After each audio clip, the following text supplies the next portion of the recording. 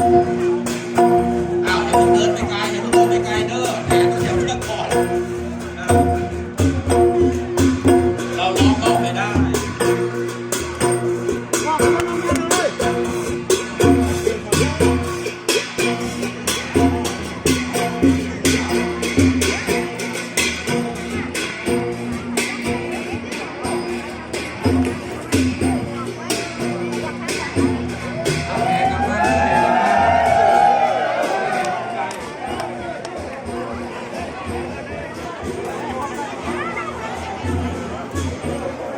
คอยสั่งล่องนะครับเนาะ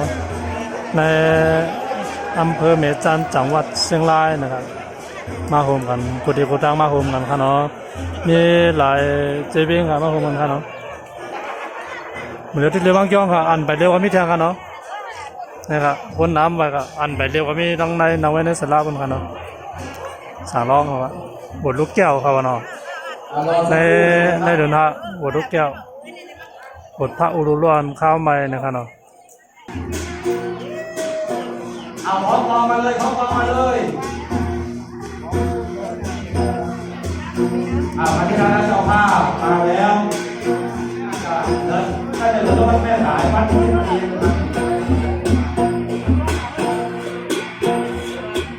นี้นะยืนรอตรงนี้ครับยืนตรงนี้นะยืนรอตรงนี้นะยืนรอตร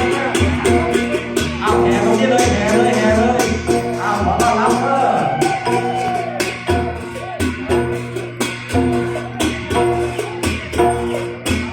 ขอต้อนรับนะครับทุกท่านเดินทางมาถึงวัดได้เราตกเงินวันนี้หายากหน่อยสบายเดินที่เรียกว่าสั่งรองมีที่เดียวด้วยแต่ว่าเราที่เดียว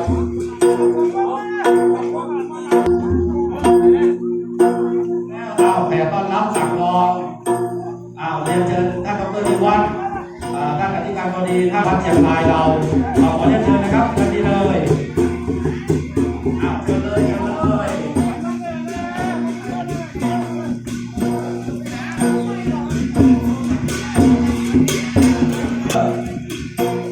วันนี้เราแห่ต้อนรับด้วยกองมาแห่ลูกสามรอง